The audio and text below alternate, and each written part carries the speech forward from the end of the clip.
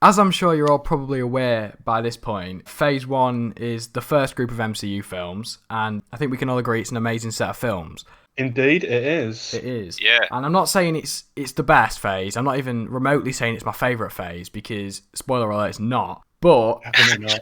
it's great. Definitely not. Like, not every film in it is amazing or anything, but it is an amazing set of films, and the best start to a cinematic universe we've seen so far. Probably ever. Probably ever. It was a good way to start off the MCU, and it really did its part, didn't it? Yeah, well, I mean, every other cinematic universe start has been a rip-off of the MCU in some form. Either people just being like, let's make a cinematic universe, or just being DC. Everyone else tries to make a cinematic universe, but it just flops after like the first film or two. So, because of how much we love the Phase 1 films, we've decided to rank them and say which ones we dislike, even though we don't dislike any of them, but we do prefer others, let's just put it that way. We're going to be doing this for Phase 2 and Phase 3, so if you're interested in that, make sure to check that out when they're released. But the order we're going to do this in is we're going to go through every MCU Phase 1 film, discuss them, and then at the end, we'll talk about our individual rankings. So, obviously, the first film is Iron Man, and can any of you say anything bad about this film? Not at all. I don't have any bad words to say about Iron Man. I don't think I can, to be fair. I mean, directed by Jon Favreau, that's already amazing, right? You don't get much better than that in terms of directors. Robert Downey Jr. As Iron Man, that is amazing. And Perfect. then obviously, even the villain of the film, like obviously very minor threat of an Obadiah as a threat. In terms of MCU, obviously we've just seen Endgame. It's pretty low stakes. However, from every point of view I look at it, I just think Iron Man's an amazing film.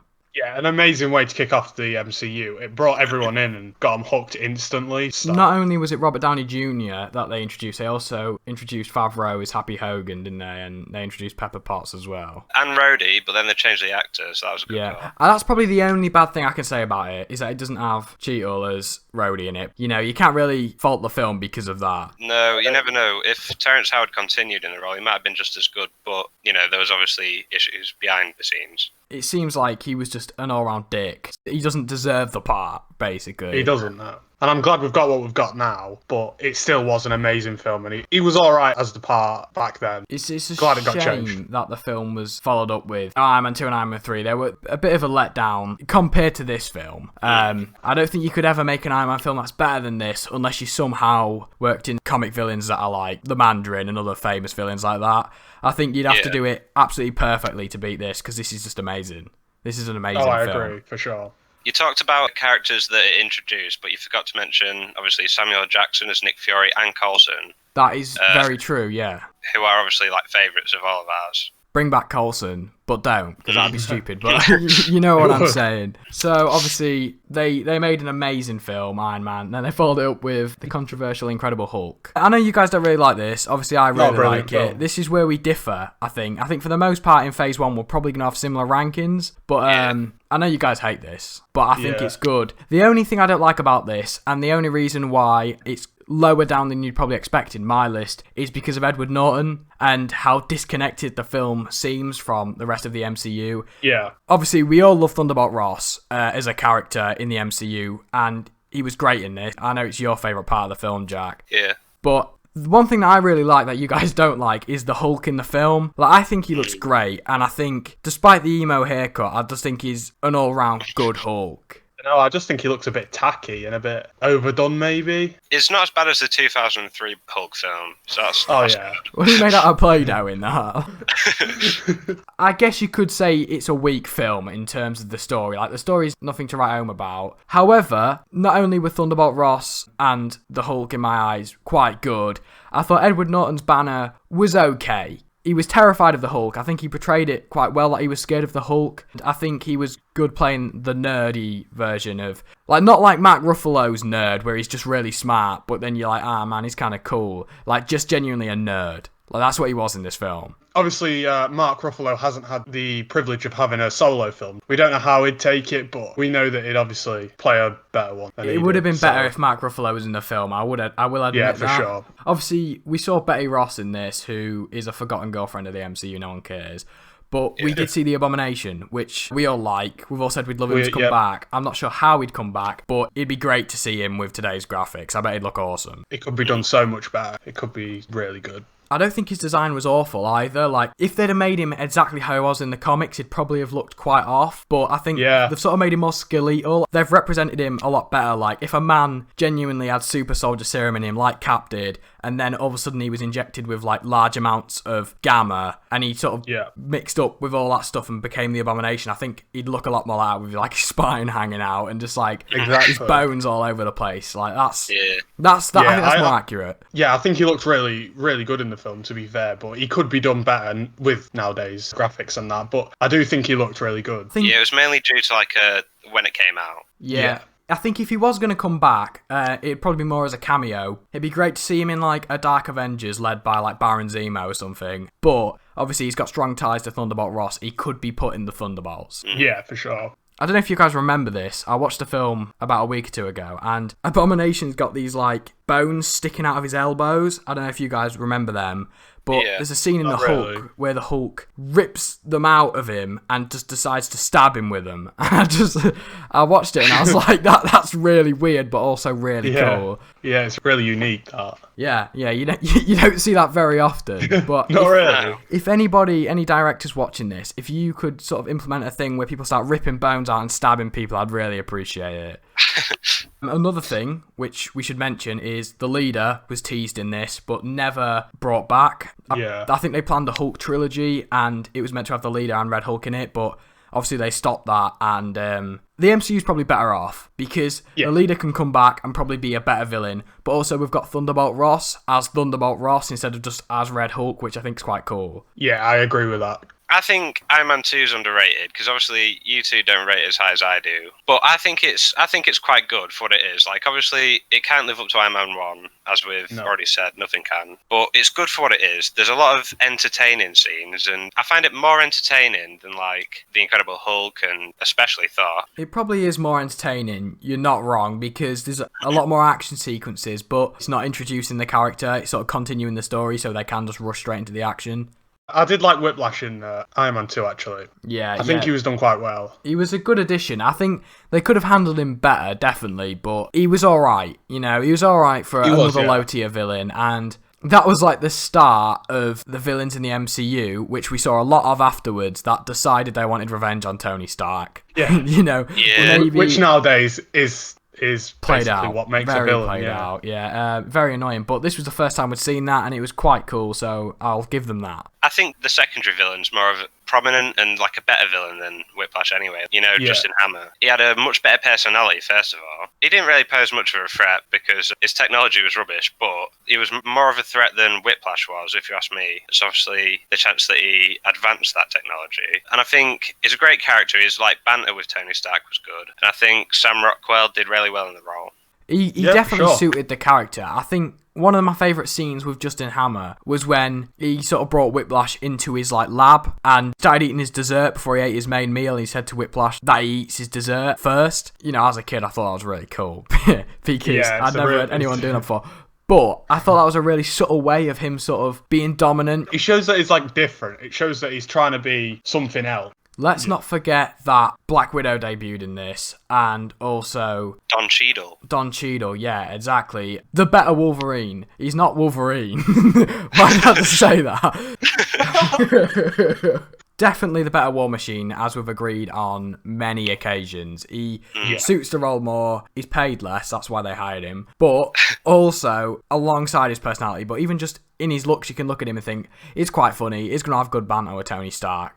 Whereas the other bloke, he looked a lot more serious. And it was like if they were going for a really serious MCU, which they sort of did with The Incredible Hulk, and that's obviously why Edward Norton left, because he wanted a more serious Hulk film. But if they did do that, the first bloke would probably be better, but I think Don Cheadle suits the new MCU a lot more. Also, in Endgame, I really, really liked his character. I thought he was great. I do think at the start he was quite a serious character, and it seemed like that was how it was going to be. But when it did get into Iron Man 2, it gave off a different vibes. I think it's mostly about his like relationship with Stark. Like you could tell that there's that friendship there, but with the first one, it was more stale. Like there was less banter there. Probably again trying to make it more serious, which just doesn't work. One last thing I'd like to mention, this is about Rhodey and the relationship with him and Stark. I think future MCU phases, if they do want to bring in another Iron Man, obviously we've made a video about this if anyone wants to watch it, but he should definitely take on the mantle. If they're not going to introduce a new character, it should be Rhodey, because I think he's the most equipped to do it, and I'd love to see more of him. Like, if he got his own show, I think that'd be great. Yeah, that would be great. Yeah, I agree.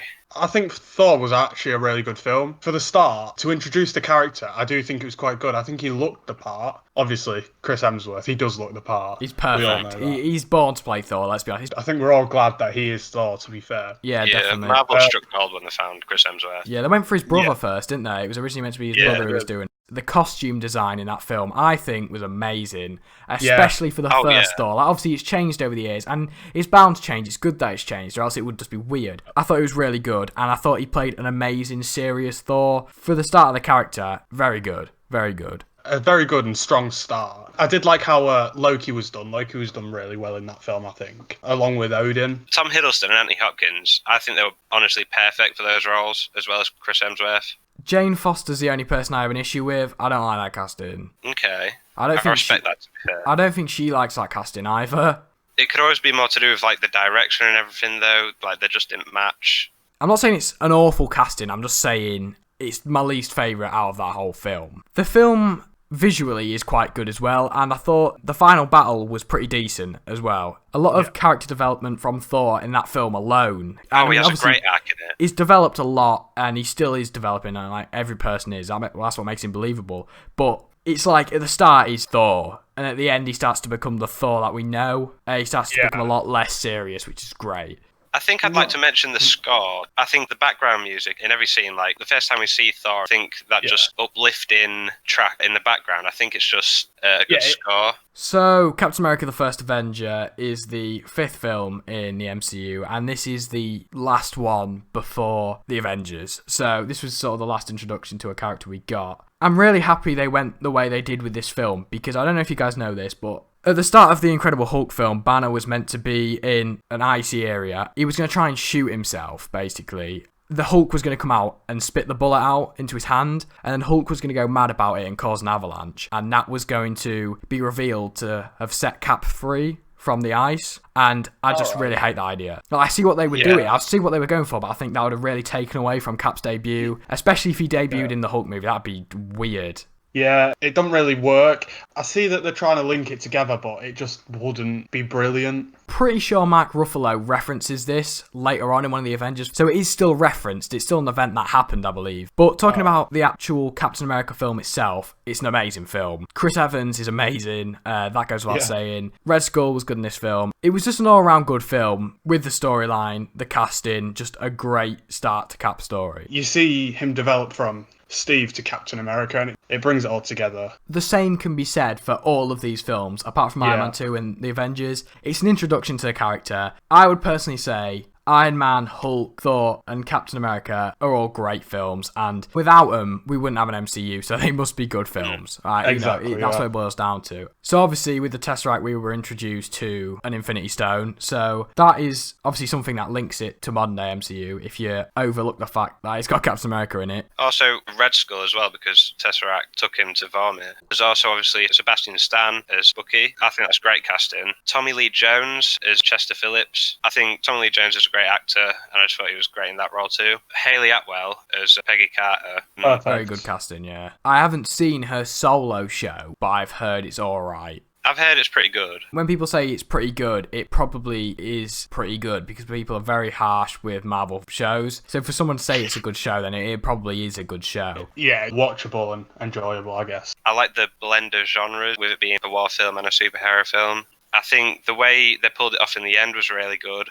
Cap waking up in the future, with Nick Fury greeting him and being like, a lot's changed, you know. It really shows how Nick Fury's got his eyes on everything, doesn't it, that scene? That's where you sort of look at him and you're like, yeah, you know. I'm glad that they took the risk and set it a long time before the events of Iron Man and made it a massive prequel to the other films, because making superhero films still, in 2011, despite the fact the success of the other films, still a big risk. And I know studios usually didn't like setting things in the past as well. So that combination, it was a big risk for them to do that, but I think it was pulled off excellently. So obviously, the end of Phase 1, the Avengers. This is where you can really start to talk about it, because this is just great. This film is amazing. It was just done right. Everything was done right. The villain, obviously being Loki, that was great because it brought Thor into the picture, and Loki wasn't that big of a threat. Neither really was the Chitauri army, but it was still the biggest threat we'd seen, and it felt massive.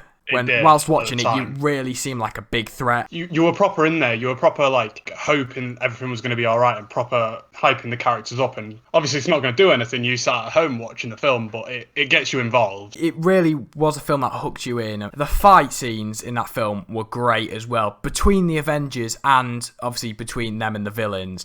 It was the first time all 6 of them came together to fight together, am I right? Obviously the first Avengers film, but it was sort of the first time this had happened, especially with superheroes. Successfully, anyway. I have a lot of respect for this film, a lot of love for this film, and it's just great. All of the characters are done perfectly, and it really set up everything, and that's what I like about it, because it subtly set up everything. It led us into Phase 2. We got introduced to the Guardians and Ant-Man, and obviously the events of Age of Ultron happened, but for the most part, it was just Iron Man 3 and then sequels to Thor and Captain America, but it eased us into that phase. It made those characters feel more alive, knowing that they could all interact with each other on the big screen like they did. It did, yeah. Especially when you compare it to the Sam Raimi Spider-Man trilogy, because in that film, it's basically just Spider-Man. It's self-contained, yeah. Yeah, it's a self-contained universe. Compared to that sort of trilogy of films, it was mind-blowing to see them all together. It was, yeah. So this is where we're going to rank them and explain why we've done them in this order. I think, for the most part, all our films are going to be the same.